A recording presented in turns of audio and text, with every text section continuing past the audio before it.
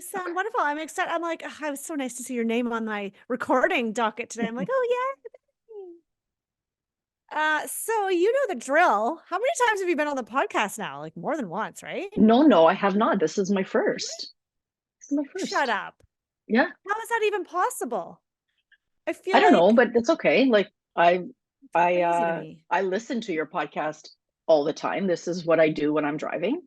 I Yeah, start I with know. you and then I Podcasts are work great for through, driving. yeah, some Yeah, others that you've introduced me to, which is great. But awesome. yeah, no, it's good. Okay, good. Well, that's so funny. Maybe just because I know you and I feel like you've done so many great things for like testimonials and sharing our message that it feels like you've been on the podcast. Oh, let me close the door. Hold on.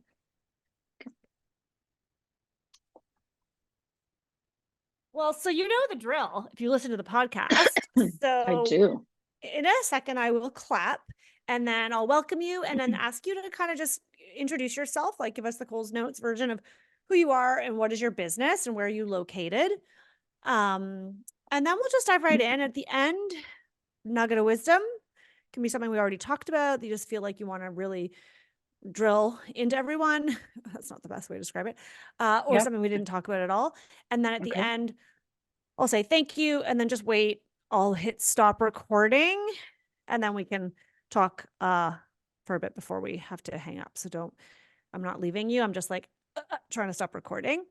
Yeah. And I just want to hear, I guess, in your Excuse me. own words, your experience. This is going to be leading up to Power of Process.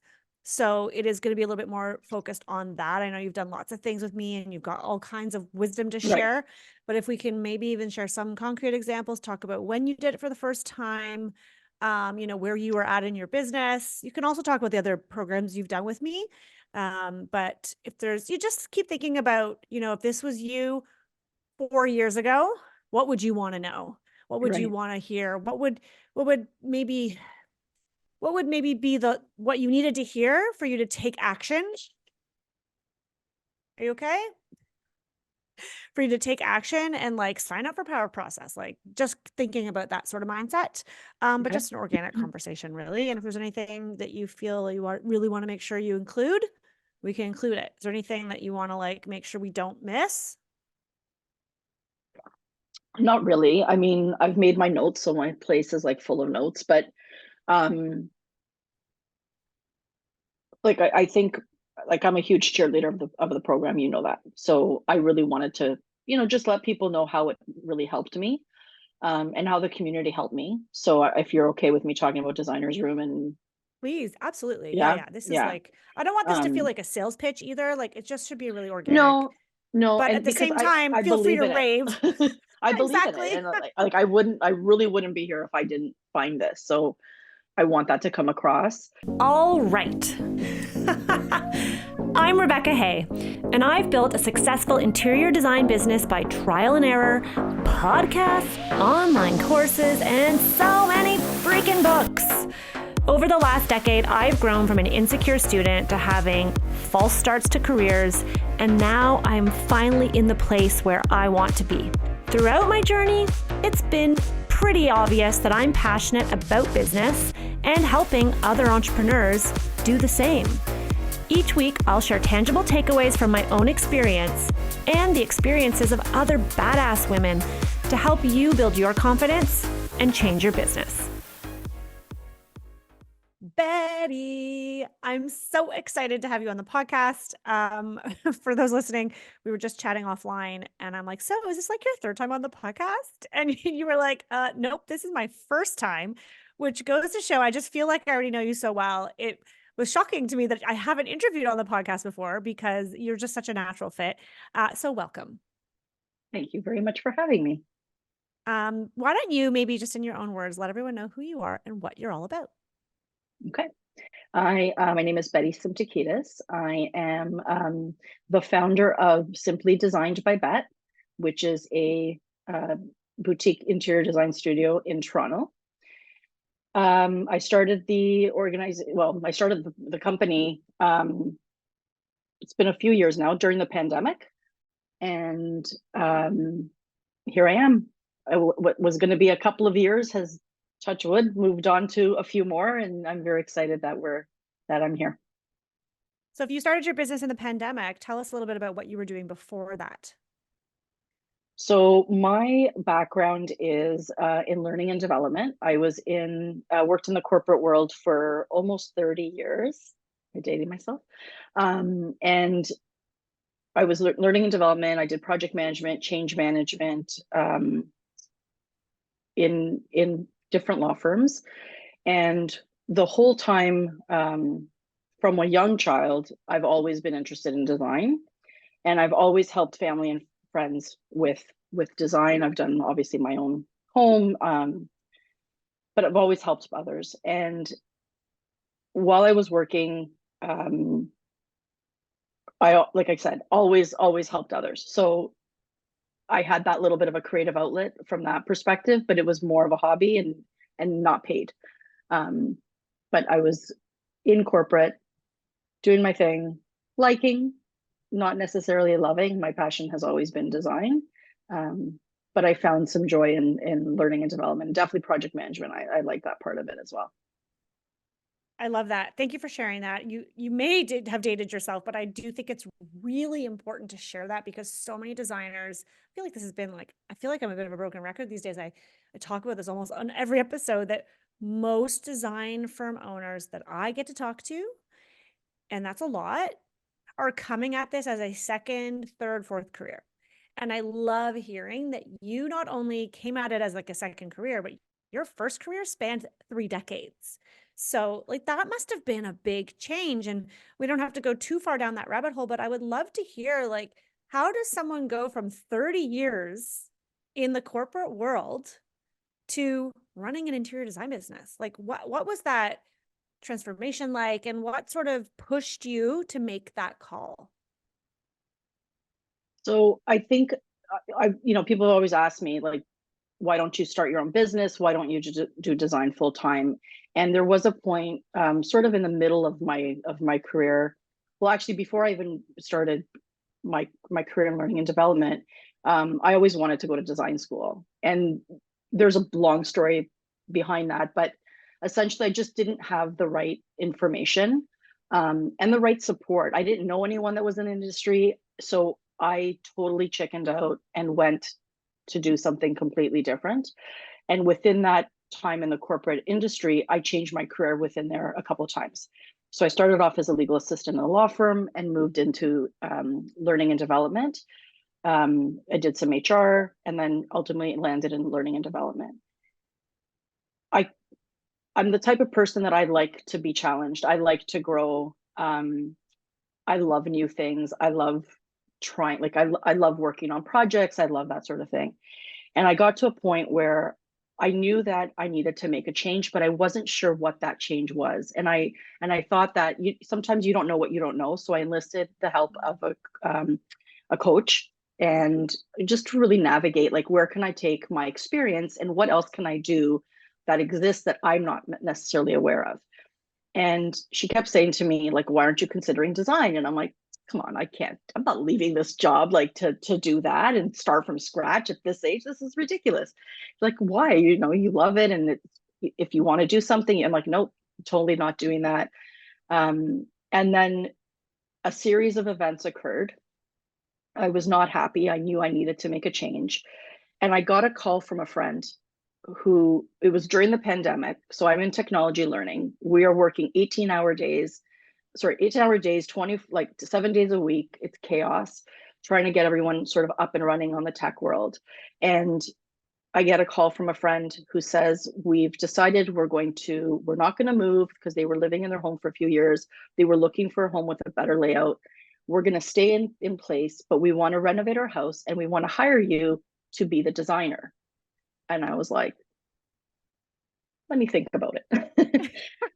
It was a rough time for me. I was really trying to figure the stuff out. So long story short, I said yes. So still working full time, evenings and weekends, I was doing the design.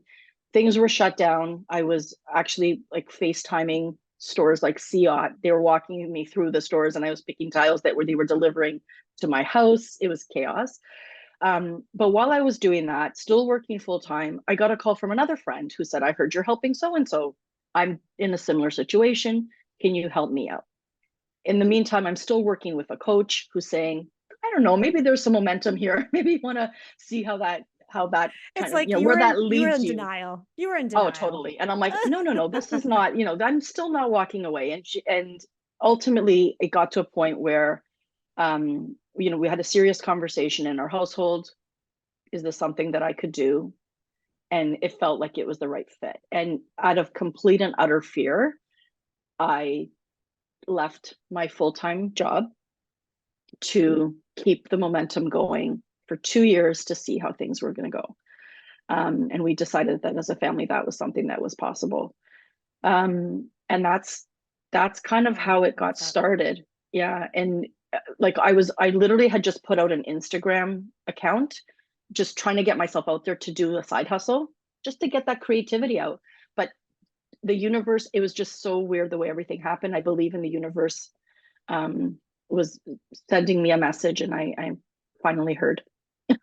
Yes, yes, yes to the universe. Okay, Yes to Betty, the first universe. of all, you're such an inspiration. Like, I can't even imagine when you've been, not necessarily that you were doing the same thing, because you said you changed, you had different positions over those 30 years, but to be in an atmosphere, to be in a world where your identity is so tied up in what you do and how you, and the people around you, like that is a big leap of faith. And I just want to just give you a pat yourself on the back for trusting in yourself to do that. And for those listening, I hope this is an inspiration to you if you've been sort of on the fence. I know people are listening to this podcast who are like, I kind of think like you were, I don't know, is design for me? I'm going to listen to this, or like I'm doing a few jobs on the side, but I'm not quite ready to like leave my full-time gig.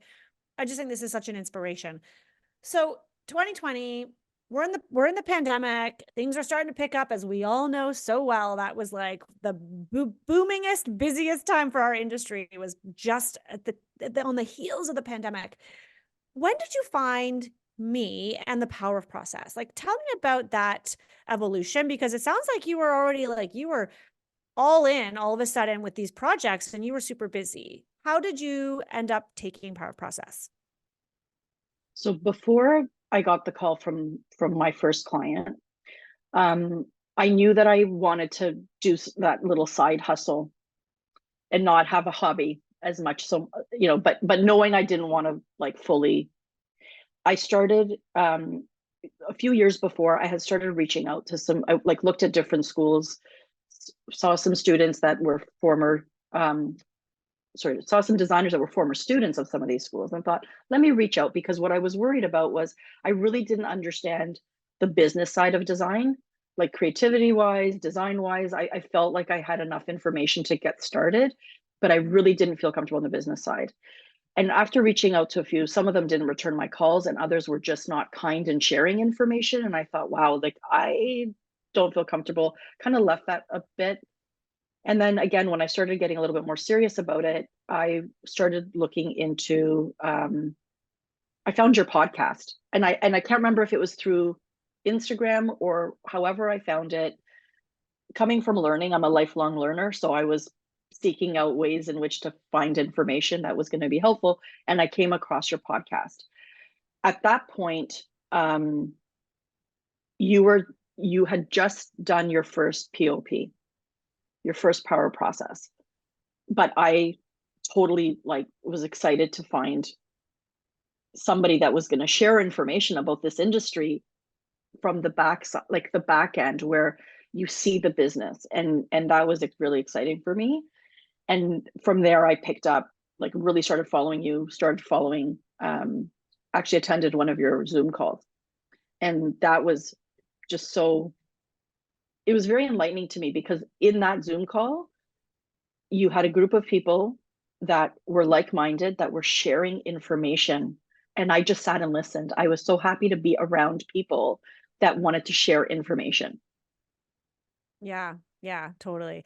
I mean, that's sort of what I feel the most proud of having created is a community where people feel comfortable to share where they're at, what they're going through. And that kind of, I think, runs through all of my offerings, all my courses, designer's room, like you name it, the podcast, obviously, Right. because that's how we learn, right? We don't learn by being guarded and holding things close to it. Like if we're not going to willing to share with someone else, why are they going to be willing to share with us? And so Right.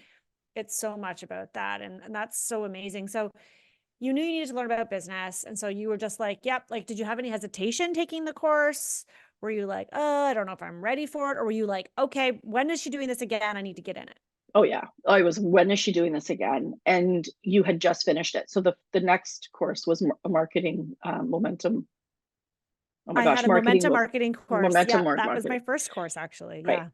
And that was extremely helpful to me too, because I knew now, like, what do I want to put out there, and how do I want to communicate that, and what's the message I want to send. So that really helped me in ways, and I still use the knowledge that I gained from that particular program.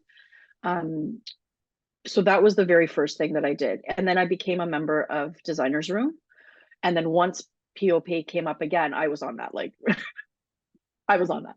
Yeah, I wasn't going to miss it, and I've been Amazing. back a couple Amazing. times. Yeah, you're always back. And Yeah, actually, I'm always Betty, back.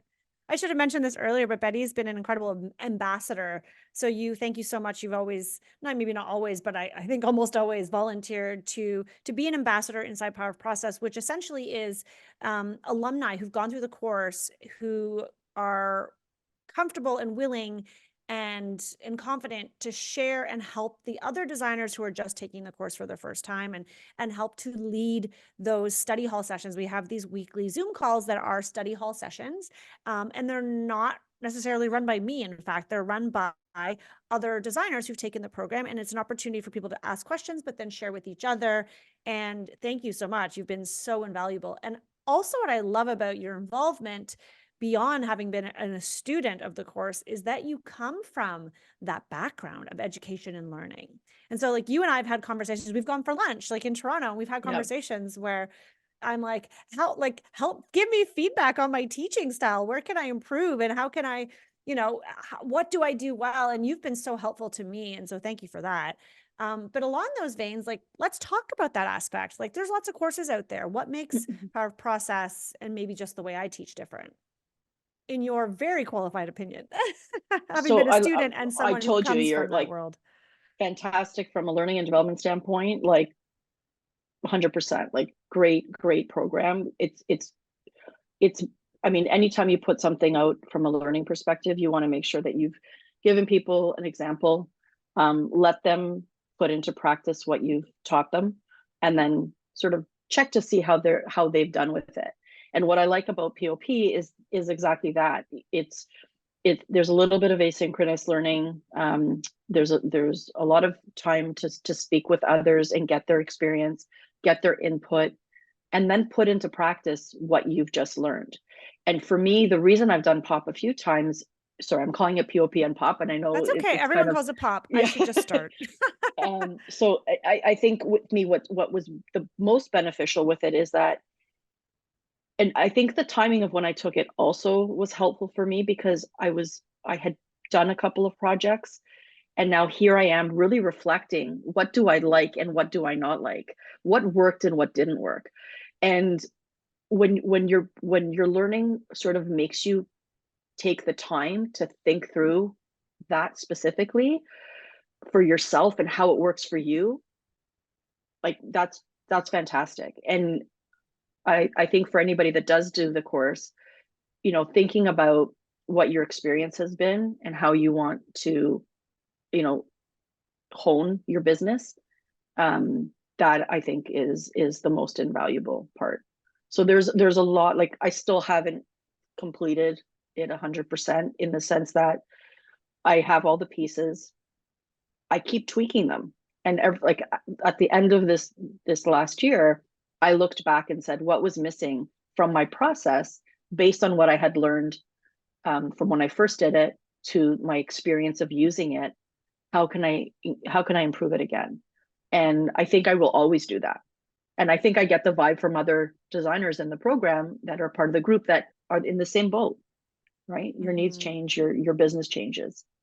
Absolutely. And I always say that, your business, your process is going to continually evolve. And I think that's true of Right. any business. And there really is no one size fits all. And that's what Power of Process, when I went out to create this course, and thank you very much for saying such lovely words about my style of teaching, but I almost went to teachers college because I always thought that that would be a good calling for me. I really enjoyed teaching, obviously, and I like curriculum development. I get excited about like, let's do Mhm. this first. No, we can't do that. They need to learn this foundational piece first. Anyway, so there's a lot of thought that goes behind the creation of the course. But when I went, when we started to develop this course, obviously people were asking, students from our momentum course, like you, were saying, tell me about this process thing you keep talking about. What is this? And I realized, oh my gosh, shoot, this is something that is even more integral than your marketing, because if you don't have your shit together, you can bring Right. in all the best clients in the world and they're not going to enjoy working with you. They're not going to refer you. And your business is not going to grow. You need to have the systems to scale and just to have confidence and not have a life of chaos. And so when I set out to create the program, it was really important to me that I was creating it with the designer in mind, who's, whether or not they've even started their design firm, they could take it. So you could be at any stage of the game and still get something out of this course. And you are like, proof is in the pudding. Like, you come back and you're still learning, which goes to show there's always something you can tweak and improve. Um, Even when you're several years into your business, like, we've had people take our course who've been doing this for 20, 30 years, and they just want to see how others are doing it. They just kind of Right. want to see, okay, is my industry best practice still the best practice? Like, how is this new cohort running their design firm, right? And it's really, really helpful for that. So I'm really glad that that's been your experience. And you're right, we're always tweaking. Just the other day, I was sitting down with my senior designer and we're like, you know what? I think we're going to start doing the budget before trade day, like in detail. And then we can review with the client. Because typically, if you guys know my process, the concept and budget reviews when we review the budget. And I'm like, Right. I'm starting to feel like the types of clients, like, we want to kind of get that out of the way early. And so it's always going to evolve. But it doesn't mean that you don't need to have a set way of doing things. Right. So tell me a little bit more. What other takeaways did you get from Power Process, and maybe from some of the other courses? Because I think you've done like all the things with me. Right. So from Power Process specifically, I would say really nailing down my ideal client. And I've had the joy, the benefit of working with friends and family. Um, and then that sort of, moving out to other people. And I've been very fortunate. Um, and I've had some calls that have come up from discovery calls. So that's like the first step, right? Just really, learning more about someone's interest and then vetting whether or not, we would be a good fit to work together. So I've learned a lot about, asking the right questions, but also preparing the client for what to expect throughout the entire process. Because a lot of them have not necessarily, in my experience, my clients have not necessarily worked with designers in the past. So what's that process look like? What's involved? Um, really helping them to set up their expectations at each point. And also like just again, like learning from others as part of those discussions, like in while taking the course, what they've done and how that's worked for them. Because I think it always goes back to, and I use this in my learning world too, you just don't know what you don't know. So being present and listening to others' experience, you don't know when you're going to need that in your future. So there's a lot of things that came up for me that I was like, oh my gosh, I didn't even know that. And then, fast forward a few weeks, months, years later, and you're like, I now know what I can do in that scenario. Mm. So there's a little bit of that. And to be honest with you, and I'm kind of going off here, but the one thing that surprised me, that I was pleasantly surprised to see, well, not pleasantly. So what surprised me was seeing that there were a lot of designers that have had a lot of years of experience that have taken the program. I'm like, oh my gosh, like, why would you be taking this program? But I totally understand that in design school, they don't teach that.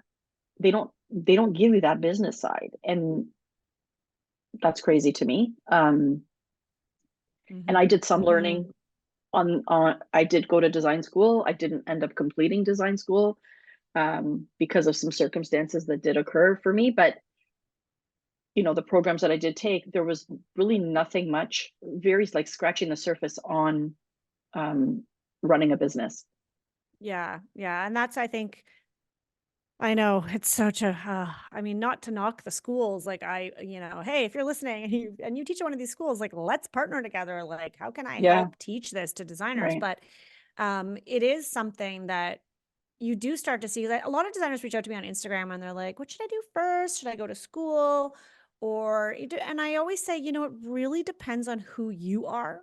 And right, if you are somebody who feels more confident because you have the accreditation behind you, or because you want to make sure you're covering all your bases and you learn all about the like technical skills in that, then you might feel like you need to go to school. But if you're someone who's maybe already done schooling and already has had a career and you're like, I need to start generating some revenue and like dive right into this, then maybe going to school isn't really what you need to do, but you do need to right, learn about business either way. You right, need to understand how to run an interior design business, and what better way to do it than from someone who's doing it and has done it, but also to be surrounded by all these other design firm owners. And that's the right. community aspect of Power Process that I think that nobody really signs up for it looking for that, but then you leave it. And I'd love to hear your experience about that, because you do get to know other designers in the Facebook group, on the Zoom calls, and then people start to connect offline. Oh yeah, I mean, I've made some fantastic connections, some lovely people. I mean, there's everyone that I've met, I think has been great, but I feel like there's a few that have, really supported me. Some like for me, I was hesitant to ask. I always felt like I don't know as much as you do, so maybe I shouldn't. But then I realized it's a safe place. It's really a safe place. um in the designers room community, like, throwing out a question in the Facebook group and getting a response. Maybe not 100% of people are going to respond, but someone's going to respond. Maybe a few people will respond. Someone's going to get back to you and support you. And the difference between being in my previous world and in this world, being an entrepreneur and being a solopreneur, my husband hates that word. He's like, why are you calling yourself that? I'm like, because I'm alone. Aw. That's what it is. Like, you're alone, right? Like, you're alone. There isn't, it's my business. It's me doing my thing every single day. But knowing that I have a community that does the same thing, that understands the challenges, understands what potentially could be happening at any given time, and knowing that I can reach out and speak to them. And I've, met people for lunch. I've met them for coffee. We've met up at the interior design show, at different industry events. And it's great because we always find an opportunity to really talk and support each other. And sometimes I feel now that I might even be able to offer a little bit of encouragement, and where I didn't feel that initially. And that was probably just, my inexperience, right? If anything. I like that you share that though, because sometimes people get a little bit intimidated. They're like, oh, I don't want to go to a Zoom call. Like, I don't want to show my face. I don't have anything to contribute. Like, I'm just here to learn. Like, I don't need that aspect of the course. And I want to encourage anyone who's thinking that way to recognize that everyone's at a different stage. And you don't Right. even, like you said, you weren't really asking questions probably the first round. You were just sort of there. You maybe asked a question or two, but you really absorbed it. And there's a lot to learn just from being a fly on the wall inside these Zoom calls. 100%. 100%. And you hear Absolutely. people going through an experience, you're like, oh God, shit, I never want that to happen to me. Right. But now you know that it could happen. It could Or happen. someone asks a question about something and you're like, oh yeah, that happened to me last year. I wouldn't have thought to ask that question. I'm so glad she said that. There's just so much that happens when it's like, what is it like learning by osmosis? You're just like in the environment, Right. so you Absolutely. absorb it. Yeah. Yeah. Oh my gosh. You've really grown your business. So talk to me, or tell our listeners, I guess, about what's like, how does your business look now versus when it started? Like, what are some of the changes that you've implemented thanks to Power of Process, or just your learnings? Like, what has changed for you? Give us some insight into your business today. So I would say the biggest change is my level of confidence. I think you go through, and I think, and again, I'm surprised when I hear other designers that have a lot more experience behind them say the same thing. There's this element of imposter syndrome that I don't know if it's all creatives that go through this, but you're like second guessing things, and I'm like, and then after, you do your presentation, it's like, okay, I got this. Sometimes it doesn't feel like it. But I think some of the things that really have stood out for me is the confidence, um, the process. So like knowing how much time how long things are gonna take. So being able to gauge like when can I take on something new? So if someone reaches out, do I have capacity at this point? Um, Knowing that, so I've this past year, I've realized I need some help. So, and one of the other things that I've learned through the community is that you don't have to be the everything. And then if there's because we wear a lot of hats as entrepreneurs. So there's certain things that I want to make sure that I have my 100% take on. So for right now, like my marketing is something that I want to be on top of. I want to make sure that my voice is coming across, but I did get help in developing my website, which was great. I have help with my bookkeeping because that's not my forte. That's essential.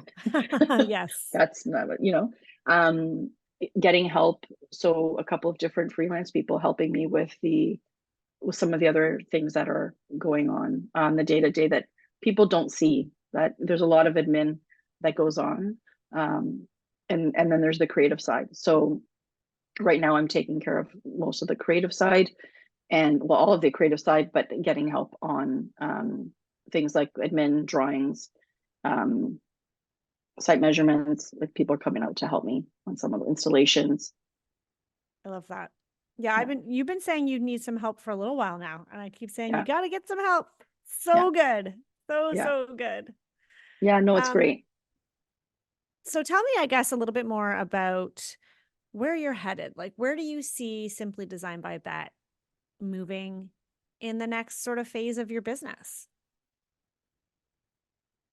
So I like where I've been headed, and I want to continue that. So we do full service design, a lot of renovation. So I don't have my own crew, for example, but I'll work with um, the client's contractor and their team.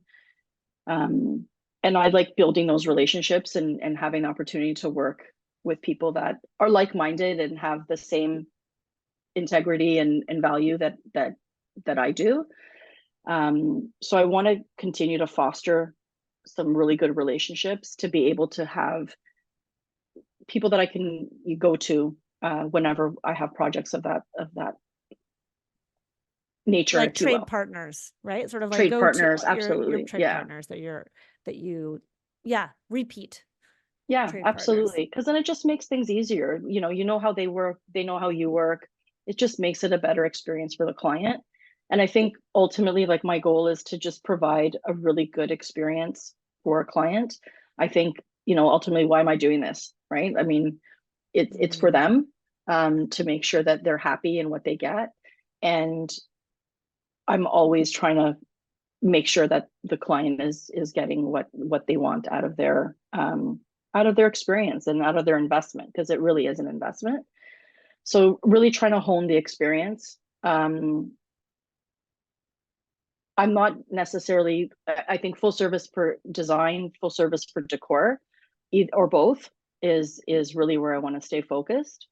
um, and residential or commercial, I'm happy to do either. So you said something just now that was kind of intriguing, and you mentioned that you are getting a better sense now of the time it takes to do a project. So you know when you can take on the next project. And so I'm just sort of curious. I want to just dive into that for a minute because it really brought up some memories for me, some trauma, some traumatic memories from when I first started out. And I was afraid, and I'm just curious if you went through this because I feel like we share a lot in common, but that I was afraid that if I couldn't take on the project right away, they wouldn't want to work with me. And so I found myself in a situation where I was so stressed out because I was so busy because I had so many things on the go and I just couldn't say no, or I guess I didn't have the confidence at the time, but I just remember a time, and I'm just curious if this is how you started out, a time in my business where I'm picturing myself like in my spare bedroom in my house before I had kids and being like, yeah, sure. Okay, I can meet you on Friday and like let's get rolling next week. And people would ask me, clients would ask, or potential clients would say, like, do you have availability? And I remember thinking, what a ridiculous question. Obviously, I will take any job that comes my way, until I was just burning out over and over again. And then I started to understand, okay, I need to give myself minimum, this is how I started, 4 weeks to design till I can present my ideas Right. to my client. That was sort of how it started, until I started saying, okay, I was comfortable saying that and then I could extend it. Is that what you're sort of referring to? Is that sort of transformation from doing anything based on when the client wanted you to now you saying, I can start your project in September because in my head, I know I've got these 3 other projects. Like, is that what you're talking Yes, about? absolutely. So last year and the year prior, a similar experience, saying yes to everything. Because again, like, as an entrepreneur, you don't know when your next client is going to come and where they're going to come from. And, again, like I've left this corporate world and doing my own thing, and there's still this level of fear. And I don't know if that ever goes away, but um, it was hard for me to say no. So it was always yes. But what I'm now doing is yes, but not right now. So not yet, if that makes sense. So not a no, but not yet. And really trying to understand, like, where am I? Like, how many projects do I have on the go? What stages are those projects in? So I've developed a 7-step process that that I learned through POP, that works for me. So those 7 steps works for me. That first stage is consultation. That could be a standalone. That could happen anytime with anyone. But if they want to move into the second phase, which are designing, then I know that that takes a certain amount of time. And depending on the scope of the work, then I might need, like you said, you need a few weeks to put it all together from the time that you've signed off on the budget and the concepts and having the trades come in and do a walkthrough. That all takes time. And I think people don't have that information. They don't really know what that looks like. So the honing of the process and communicating to the clients all the time, that's what I'm trying to really make sure that I'm doing. But what I experienced last year was some of it's out of my control. And this is what I'm trying to really navigate through. What happens when you have no control over, something doesn't, like, I think the times since COVID, it's gotten better that we're not waiting as long for products, but we still have to factor in that something might show up damaged. What happens if that's a critical part of the project? I'm doing a lot of renovations. So, I have a vanity the project was supposed to be 3 weeks. We're at 3 months because the vanity has gotten delivered, chipped on 2 occasions. So it's getting remade. That's not fair to the client, but there's nothing that we can do. It's not something that falls under my control. So just helping the client to have a better experience, really navigating that for them. Yeah. How do you really do that? But so I'm really trying to figure out, like, how do you pace without saying no?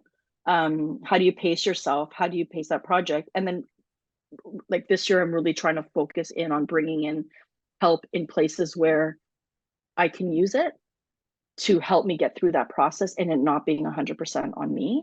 Mm. Right? Yeah, because Because once you you can start only do so having a much. team, exactly. And once you start having other people, you can do things in less time, right? If Right. if you're strategic about it, right? So if you no longer have to do, let's say, the AutoCAD drawings, Right. someone else can be doing that. Well, while they're doing the AutoCAD drawings, and of course you're going to give revisions and et cetera, and you're going to mark it up Yeah, and ask them to change things, you can be outsourcing the tile, the fabric, the absolutely. furniture, doing some invoices or what have you. So you guys can be working sort of in tandem at the same time.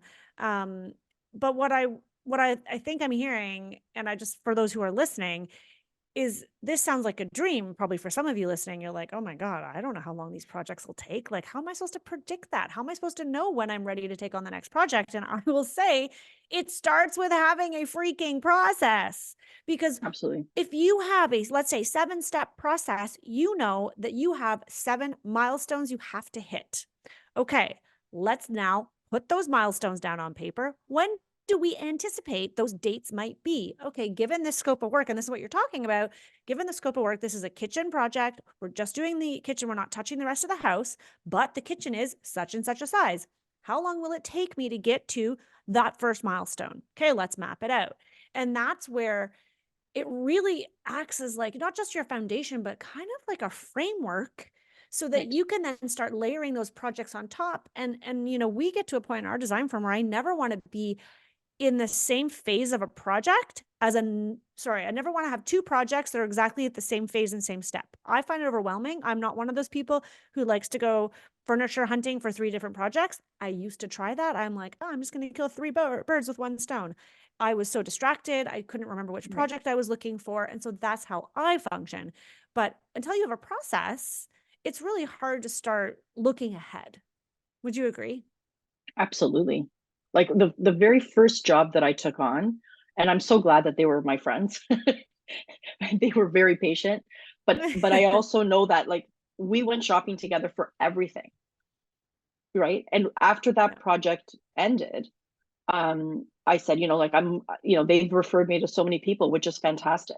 But I've said to them, like what we did together is not what I do any longer. And the reason for that is because, first of all, it's overwhelming. If there's a lot of information that goes on, and I feel that, um, like what we bring to the table, if this is what your business like, for me, what I want to bring in full service is I'm taking that away. I'm really understanding what it is that you want, but I'm going to go put it together and present the options to you so that you don't become overwhelmed with, this tile and that floor, like, this wall floor tile and this shower tile and, this, all these details that are, when you're doing an entire home, it's too much. Even if you're just doing a kitchen, it's too much. So I really try to gauge with my clients what like how involved they want to be. And most of the time the involvement is I might show you a couple of counters before I finalize the details to make sure I'm on the right track. And Yeah. that really happens at the concept phase, right? And But I know now, right? this is something that you learn from experience and from Yes. process and from being with other designers that are like I am the first person to say, good Lord, I do not want to shop with my clients. Yeah. And I say it all the time inside Pop. I'm like, I am not a quote, air quotes, collaborative designer. I'm not going to talk about that on my website. I don't want to send the wrong signal to a potential client who's like, oh, they can't wait to work with a designer and they get to go to the look at the slabs and they get to go and like, oh, this can be so fun. We're going to go look at the lighting with the designer. Like, that's not the experience I want. And so therefore I'm attracting a different type of client. And Right. that's, what you're going through now too, is like, okay, wait a minute. That's how it started. And like, that was fine because I was learning and they were my friends. But now I need to let clients know that my process does not involve me dragging them around to all the different showrooms. Yeah, I think it's just easier for everybody, right? I want to, like I said, I want to give them a great experience. And, it's just, you see all these things in the store and you can get so distracted and it could derail things. Um, but Yeah. I, There I are think so that many reasons I process, don't do that. yeah, yeah, there's a lot. Scheduling, Yeah. right? Scheduling 100%. Like, when are you Oh, I available? can't go And Tuesday. What about Friday morning? Like, right. no, my weeks are so scheduled that it gives me so much freedom. And it's so counterintuitive. When I first started doing this, I didn't understand. I was like, oh no, I don't want to have my calendar because I block out times to like work on things. I'm going to go sourcing this day. My time is my time with my Right. team and my clients. I'm like, here's 2 potential dates that we can meet on Zoom. Which one works for you? And like, I'm very nice about it. But the scheduling of having to meet clients here, there, and everywhere, no, thank you, ma'am. It's Yeah, it's a not in the lot. cards for me. Yeah. It's a lot. Is there anything that we didn't touch on as it pertains to power of process? Because it is coming back. And I know there's a lot of designers listening who are like, I don't know, I've been thinking about it for a while. Maybe they're on the fence and they're like, this sounds really nice, but I'm not sure. Is there anything like, what would you say to those designers who are listening today? I would say, like, I mean, I don't, again, I'm a lifelong learner. For me, like, I don't think there's anything wrong in investing in learning to hone, right? And maybe that's all it is. It could be a small tweak, but that small tweak could save you a lot of time. and just change the whole experience for you. And it's the I don't know what I don't know part, right? It's like what could potentially come up in a conversation that could lead me down a path that I never expected to go down, right? So I think for me, POP, like I said, gave me the confidence. I feel supported. I've met amazing people through it. A great coach right here that I feel like I can talk to anytime, which is fantastic. And also like just being around like-minded people. I think, there's something that you talk about in POP, collaboration over competition. There's a lot to go around, right? And the things that people have shared with me, that you have shared with this group, I never thought was possible. And I would not be where I am today if I didn't have this exposure. And it sounds to me from meeting all these people that have gone through POP that they've had a very similar experience, even having worked in the industry and having experience and having clients and whatnot. It's either setting you up for success from the outside if you haven't done it before, or it's really helping you to hone in on what it is that you want to do. Even the pricing was invaluable. Just trying to figure out how, like, that's the whole reason I really looked into it. How do you price out a job? Like, what do I charge somebody? Because they're like, oh, I want to pay you. Well, how are you going to, I don't know what to pay me. Now I know. And again, I've tweaked that too. That works for me. And I will continue to I track all my hours to see, how long did it actually take. I think a lot of people that have not worked with designers before don't really understand the level of detail that goes into that implementation phase and what that really looks like. And the fact that there's so much that could potentially come up in that stage that isn't you can try to be as, set in stone as possible. It goes completely out the window. But I think for me, it's all of those things. And it's also helped me really remember that, because I've always been trust your gut kind of person. Being part of all of this, it's really helped me to figure out that's still a good place to start. I love that. Trust your gut. It's something that we all can work on daily, right? Is like following our gut and our instincts. But sometimes we get so caught up in our head and we don't know, like, well, what should I do? What is the right decision? How do other people do it? And so I do think that having access to a program like Power of Process or Pricing with Confidence, like you mentioned, which is my pricing course, I mean, they all work, they'll complement each other, but that helps to give you, like you said, it gives you tools that then now you have the tools and you see how others are doing it. Now you feel more confident. Right. Now you don't feel like you're just making it up and like, should I trust this feeling? Like, I don't know. Who am I? I don't have any experience in this. Oh, but Betty is doing it that way. And Rebecca's doing it that way. And Shirley's doing it that way. And Jocelyn's doing it that way.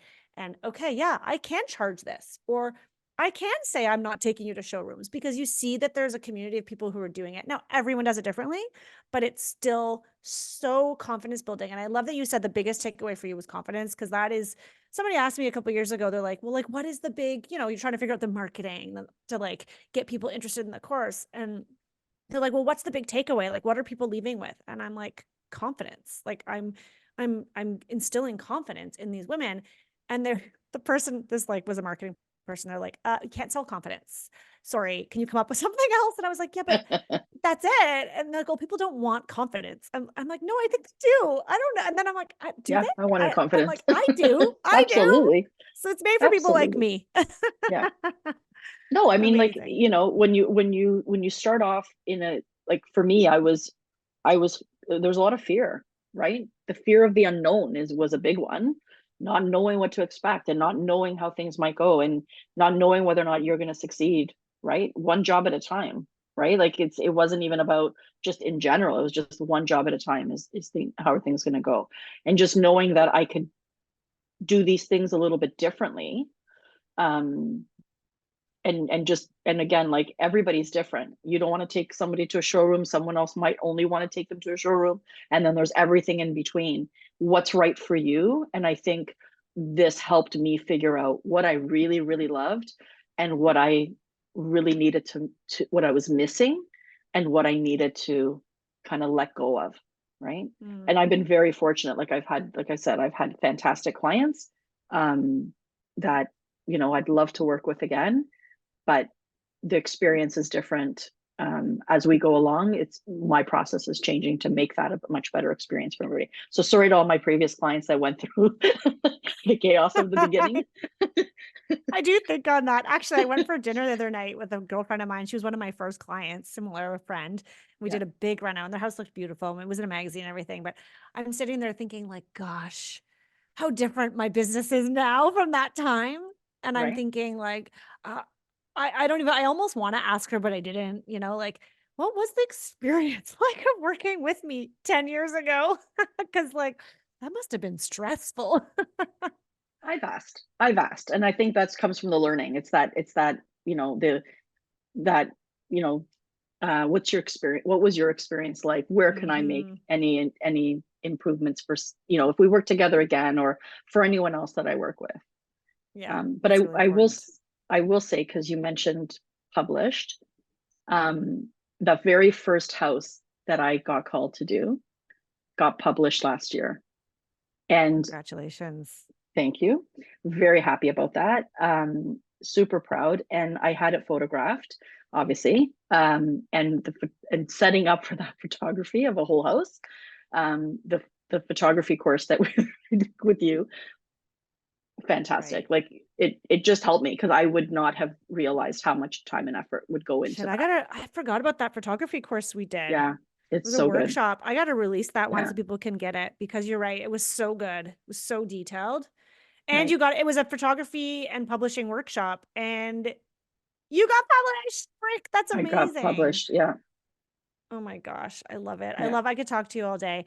But we don't have all day. So I do want to make sure that you get a chance to share your nugget of wisdom. So before we sign off today, I feel like you've already dropped a whole bunch of things that people are probably going to DM you about. But anytime. What is your last nugget of wisdom for us today? So it's a little different. And I knew that you were going to ask this question, and I think there's a few things that sort of have happened more recently that have given me reason to pause and just reflect and be extremely grateful. And my nugget is to be kind. Be kind to everyone. Be kind to people around you, the people that you work with, whether they're trades, your clients, your kids' soccer coach, the parents on the team, people that, wherever you are. I think, more recently I had someone ask, where do you find your clients? And like I said, they've all been friends and family. And from there, it's branched out to people that they've referred me to.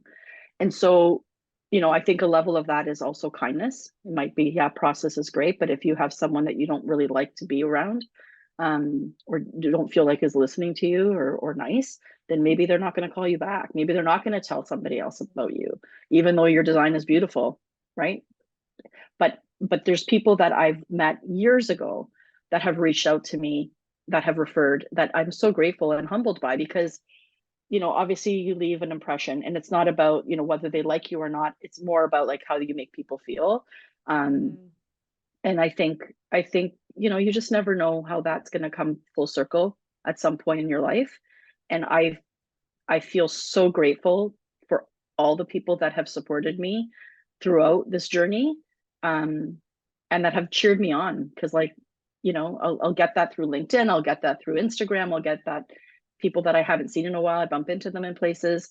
And I think that, just remember a simple little thing, like just be kind. I love that. Thank you so much. And that is such a great note to end on, is people remember how you make them feel. Absolutely. In life and in business. So thank you for that. It's a really great way to end our conversation today. Thank you so much for being on the podcast, Betty. Can you let everyone know where they can find and follow you? Absolutely. So you can find me on Instagram at Simply Designed by Bet. My website is simplydesignedbybet.com.